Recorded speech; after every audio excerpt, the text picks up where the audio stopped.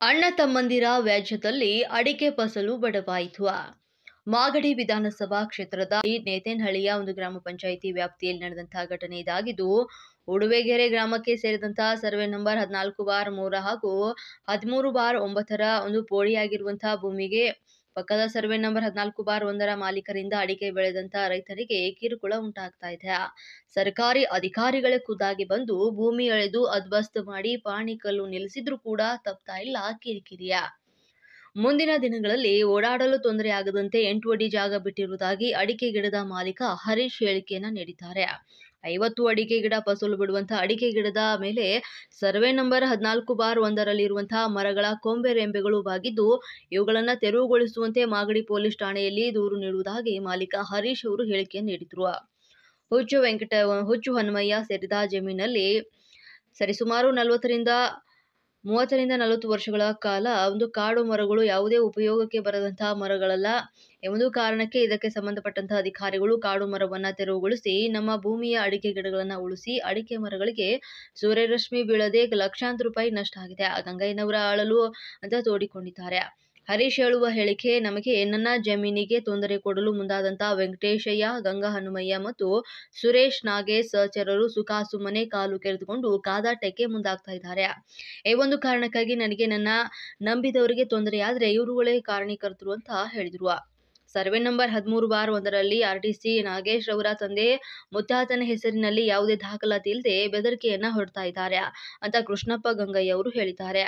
ಏನೇ ಆಗಲಿ ಅಣ್ಣ ತಮ್ಮಂದಿರು ಕಿತ್ತಾಟ ಒಂದು ಕಡೆಯಾದ್ರೆ ಹಸಿರು ಪರಿಸರ ಉಳಿಸುವಂತ ಕೆಲಸ ಮಾಡಬೇಕಾಗಿದೆ ಅಂತ ಸ್ಥಳೀಯರು ಮಾತಾಗಿದೆ.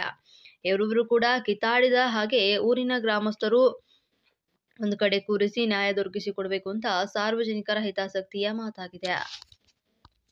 ನಮ್ಗೇನಾದ್ರು ನಾಳೆ ದಿನ ಇವರೇ ಕಾರಣಗಳು. ನಮ್ಗೇನಾದ್ರೂ ಬೇಕಾಗಿರೋದು ಅಡಿಕೆ ಗಿಡಕ್ಕೆ ಸೂರ್ಯರಶ್ಮಿ, ಅದೇ ಬೆಳೆದ ಮೇಲೆ ಅಡಿಕೆ ಗಿಡ ಏಳಿಗೆ ಆಗಲ್ಲ. ತೊಂದರೆ ಆಗಿದೆ ಇನ್ನು ಮುಂದೆ ನೋಡಿ. ನಮ್ಮ ಅಪ್ಪರ ಕಾಲದಿಂದ ನಮ್ಮ ಅಪ್ಪರ ಕಾಲದಿಂದ ಇರೋದು ಅಕಲ್ಲು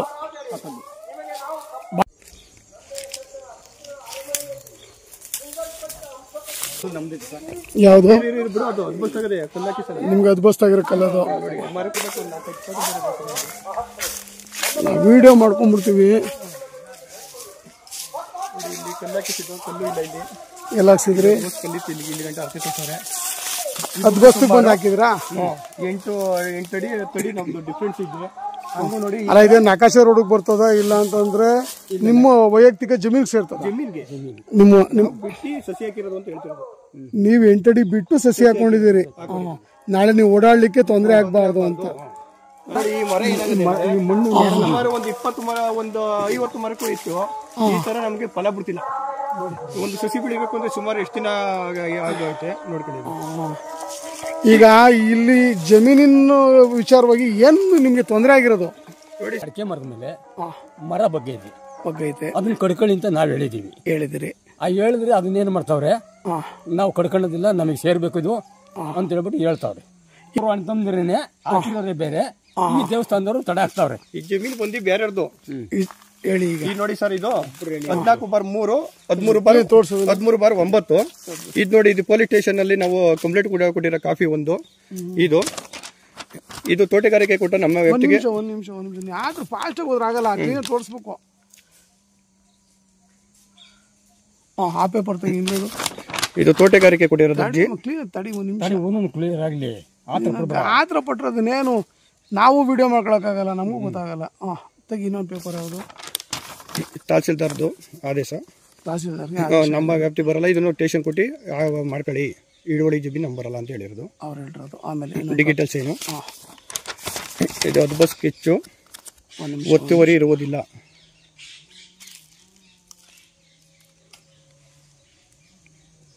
ನಮ್ಮ ಅನುಭವದಲ್ಲಿ ಏನಿದೀವೋ ಅದೇ ಸ್ಕೆಚ್ ಆಗದೆ, ಒತ್ತುವರಿ ಇರೋದಿಲ್ಲ, ರಿಪೋರ್ಟ್ ಹಾಕೋರೆ. ಸರಿ.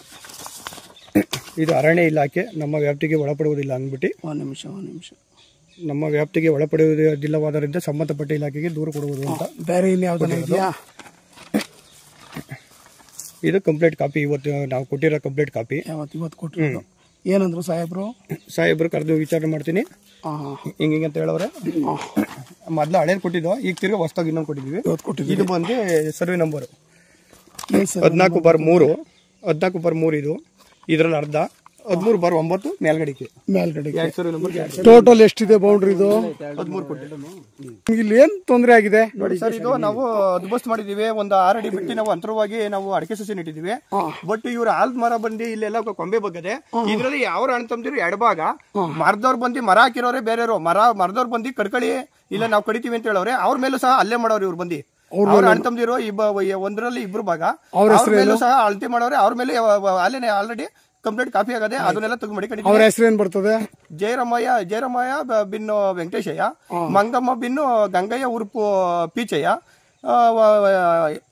ಇನ್ನೊಬ್ರು ಅಲ್ಲ ಇವರು ಮತ್ತಿಕೆರೆಯವರು ಪಾರ್ವತಮ್ಮ ಬಿನ್ ಗಂಗಯ್ಯ ಉರುಪು ಪೀಚಯ್ಯ. ಈಗ ನಿಮ್ಗೆ ಇಲ್ಲಿ ಏನ್ ನ್ಯಾಯ ದೊರಕಬೇಕು ಅಂತ ಇಲ್ಲಿ ಏನ್ ನ್ಯಾಯ ದೊರಕಬೇಕು ಅಂತ ನಮ್ಗೆ ನೋಡಿ ಸರ್, ನಮ್ ಕಡೆಗೆ ನಮ್ಗೆ ಏನಾಯ್ತು ನಮ್ದು ಅದ್ಬಸ್ಗೆ ಅಚ್ಚುಕಟ್ಟಾಗಿ ನಮ್ಗೆ ನಮ್ದೊಳಗೆ ಯಾರು ಬರ್ಕೂಡ್ದು.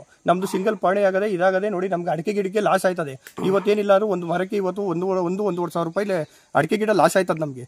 ಹೆಚ್ಚು ಕಮ್ಮಿ ಇವತ್ತು 50 ಮರ ಅಂತ ಅಂದ್ರೆ ಇವತ್ತು ಹೆಚ್ಚು ಕಮ್ಮಿ ವರ್ಷಕ್ಕೆ ನಮ್ಗೆ 60 ರಿಂದ 70 ಸಾವಿರ ಲಾಸ್ ಆಯ್ತದೆ. ಇದನ್ನೇ ನಂಬ್ಕೊಂಡು ನಾವು ಕೃಷಿ ಜೀವನ ನಡೆಸ್ತಿರೋದು. ಅಂತರಲ್ಲಿ ಈ ತರ ಮಾಡಿದ್ರೆ ಅಡಿಕೆ ಗಿಡ ಏಳಿಗೆ ಆಗುತ್ತಾ? ಭಾಗದಲ್ಲಿ ಇರೋದೇ ಬೇರೆಯವರು, ಅವ್ರ ಮೇಲೂ ಅಲ್ಲೇ, ಈ ಪಕ್ಕದ ಜಮೀನ್ ಮೇಲೂ ಅಲ್ಲೇ. ಅದಷ್ಟೇ ಸರ್. ಇದು ದೇವಸ್ಥಾನ ಅಂತಂದ್ರೆ ಯಾವ ದೇವಸ್ಥಾನ? ಮುನಿಯೇಶ್ವರ ದೇವಸ್ಥಾನ ಅಂತ ಮುನಿಯಪ್ಪನ. ಆಮೇಲೆ ಧ್ವನಿ ನೋಡೋದಕ್ಕೆ ನಾವು ಇದು ಅಲ್ಲೇ ನಾವು ಒಂದು ಮಾತ್ರ ಯಾರು ಒಬ್ಬೊಬ್ರು ಹೇಳಿ ನೋಡಿ ಸರ್, ಒಂದು ಮಾತ್ರ ಅಂಕಾಲೆ ಮರ ಅಲ್ಲಿದ್ದು ನೋಡಿ. ಇದು ನಮ್ಗೆ ದೇವ್ರು ಸೇರ್ಬೇಕು ಅಂತ ಇದನ್ನು ಬಿಟ್ಕೊಂಡ್ರು. ಇದು ಆಲ್ಮರ ದೇವ್ರಿಗೆ ಸೇರ್ಬೇಕು ಅಂತ ಬಿಟ್ಕೊಂಡ್ರು. ಅದು ಜಮೀನೇ ಬೇರೆಯವ್ರದು. ಅವ್ರ ಮೇಲೆ ಪಾಪ ಕೈಲಾಗಲ್ಲ ದಬ್ಬಾಳಿಕೆ. ಅದ್ರೊಳಗೆ ದೇವಸ್ಥಾನಕ್ಕೂ ಜಾಗ ಕೊಡದೇ ಇದ್ರು. ಹಂಗೂ ನಾವು ಅವ್ರಿಗೆ ಹೇಳಿದೀವಿ, ನೀವು ಪೂಜೆ ಮಾಡೋದು ಬೇರೆ ಅಲ್ಲ, ಅವ್ರು ಪೂಜೆ ಮಾಡೋದಲ್ಲ, ದೇವಸ್ಥಾನ ಜಾಗ ಕೊಡಿ ಕಟ್ಕೊಳ್ಳಿ ಅಂತ ಅದನ್ನು ಹೇಳಿದೀವಿ ಅವತ್ತು. ಸಾವಿರ ಮುಟ್ಟಕ್ ಬಿಡ್ತಿಲ್ಲ. ಒಂದ್ಸತಿ ಆಲೆ ಮುತ್ತಗೊಂಡು ಅಲ್ಲೇ ಮಾಡಕ್ ಬಂದಿರಿ ಸ್ವಾಮಿ. ನೀವೇ ನಿಮ್ಗೆ ಗೊತ್ತು, ಅಲ್ಲೇ ಒಂದ್ಸತಿ ಮುಚ್ಚಿರಿ ದೊಡ್ಡ ಹಿಡ್ಕೊಂಡು ಓಡಾಡಿದ್ರು ಇದೇ ವಿಚಾರವಾಗಿ. ಮುಚ್ಚಲ್ಲಿ ಅಲ್ಲೇ ಮಾಡಕ್ ಬಂದವ್ರೆ. ಈಗಲೂ ಎವಿಡೆನ್ಸ್ ಅದೇ. ಸ್ಯಾಟಕ್ಕೆ ಕತ್ತಿಯ ಪೊಲೀಸರು ಕೊಡಿ ದೂರ ಏನ್ ಮಾಡ್ಕೊಳ್ಳಿ. ನೋಡಿ ತಾಳಿ ವಿಡಿಯೋ ಕೊಡ್ತೀನಿ, ಅದನ್ನ ಕಳಿಸ್ಕೊಡಿ, ವಿಡಿಯೋ ಕಳಿಸಿ. ಆಮೇಲೆ ಈಗ ಚಾತುರ್ಯ ಮಾಡೋರ ಹೆಸರುಗಳೇನು?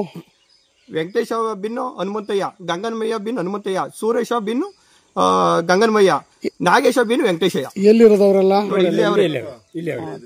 ಗಿಡಗಳಿಗೆ ಒಂದು ನಾವು ರೈತರುಗಳು ನಾವು ಅದೇ ಜೀವನ ಮಾಡೋದು. ಒಂದು ಅದಕ್ಕೆ ಈಗ ನೀವು ದೇವಸ್ಥಾನ ನಡೆಸಿ ನಾವು ಬೇಡ ಅಂತ ಹೇಳ್ತಾ ಇಲ್ಲ. ನಮ್ಗೇನು ಇದು ಸೋಲ್ಸ್ಕೊಟ್ರೆ ಅದನ್ನೇ ಹೇಳ್ತಾರದ್. ನಾನು ನಿಮ್ಮನ್ನು ಕೇಳ್ತಾರದು ಅದನ್ನೇ. ಅವ್ರು ಹೇಳ್ತಾರದೇನು ಅಂತಂದ್ರೆ ಇದಕ್ಕೆ ತೊಂದರೆ ಆಗ್ದಂಗೆ ನೀವು ಇರಿ, ನಾವು ಇರ್ತೀವಿ, ವಿಶ್ವಾಸಿಗಳಾಗಿರೋಣ ಅಂತ ಅವ್ರು ಹೇಳ್ತಾರೆ. ನಿಮ್ದು ಹೇಳಿದ್ಮೇಲೆ ನಾನು ಹೇಳ್ತೀನಿ. ಹೇಳಿ. ಈಗ ಇಲ್ಲಿ ನಮ್ಮ ಮುತ್ತಾದನ ಹೆಸರಲ್ಲಿ ಪಾಣಿ ಓಡ್ತಾ ಇದೆ. 13 ಕುಂಟೆ ಜಾಗ ಬರಬೇಕು. ಇಲ್ಲಿ ನನಗಿರೋದು 7.25 ಕುಂಟೆ.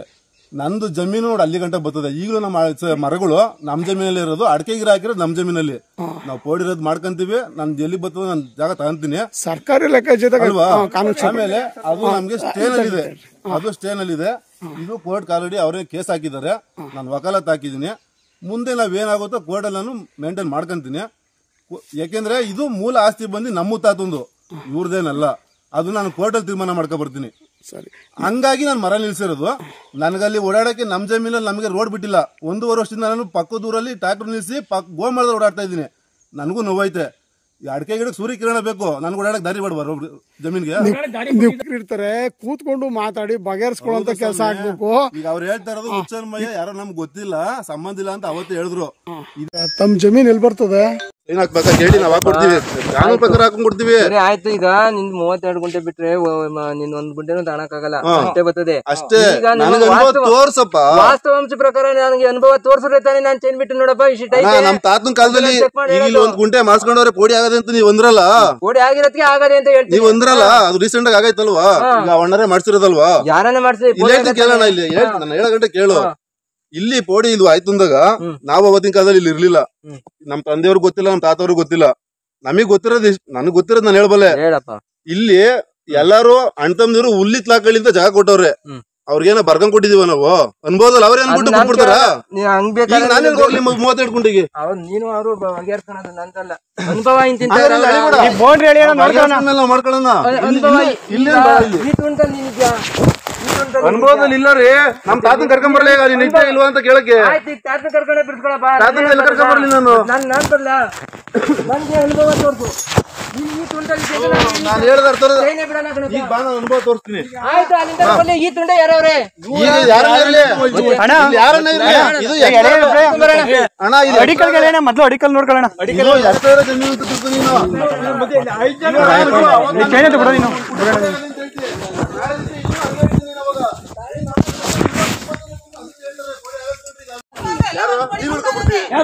ನಾನು ತಗೊಳ್ಳಿ ಮತ್ತೆ ನಾನು ಉಳಿಯಲ್ಲ. ಮತ್ತೆ ಯಾರು ಉಳಿಯಲ್ಲ ತಾನೆ? ಉಳಿಯಲ್ಲ ತಾನೆ? ನೀನು ನ್ಯಾಯ ಮಾಡು. ನ್ಯಾಯ ನೀವೇ ಕಲ್ಲಾಸ್ಕೊಳ್ಳಯ್ಯ. ನ್ಯಾಯ ಮಾಡಿ. ನನ್ನ ಬಗ್ಗೆ ನಾವಿದ್ದೀವಿ, ನಾವು ನಿನ್ನೊಳಗೆ ಬಂದಿಲ್ಲ. ನನ್ನ ಬಗ್ಗೆ ನಾವಿದ್ದೀವಿ, ನಾವು ಕಾದಿನ ಏನಿದೀವೋ ಅದ್ರಲ್ಲಿ ನಿನ್ನಂಗೆ ನಾವು ಕಂಡೋರಲ್ಲ ನಂದು ಬರ್ಬೇಕು ಅಂತ ನಾನೇನು ಹೋಗಿಲ್ಲ. ನಿಂದ್ರಲ್ಲಿ ನೀರು ಡಿಸೈಡ್ ಮಾಡೋದು ಯಾರು? ಮಾಡ್ಕೋ ಕೋರ್ಟ್ ಅಲ್ಲ, ಸುಪ್ರೀಂ ಹೋಗು. ಏನ್ ಹೆದರ್ಕಬೇಡ, ಸುಪ್ರೀಂ ಹೋಗು. ನಾನು ಅಲ್ಲಿಗೆ ಹೋಗ್ತೀನಿ, ಹೆದರ್ಕಬೇಡ. ನೀನ್ ಇಲ್ಲಿ ಮಾಡ್ಕೋ, ಇಲ್ಲಿ ಬಿಡ್ಕೋ. ನೀನ್ ಮರ ಕಟ್ಕೊಳ. ಈಗ ಹೇಳೋ ನಾನೇನೋ ಇರ್ಗಿಗೆ ನೀ ಕಟ್ಕೊಳ ಮರನ ಕಟ್ಕೊಳ. ಅವ್ನು ಯಾವನ್ ಬತ್ತ ಬರ್ಲಿ. ಆಯ್ತು, ಯಾಕೆ ಏನ್ ನಿಮ್ಮ ಅಪ್ಪಂದ? ಓ ನಮ್ಮ ಅಪ್ಪಂದೆ. ಹೌದಾ ಹೌದಾ ಆಯ್ತು.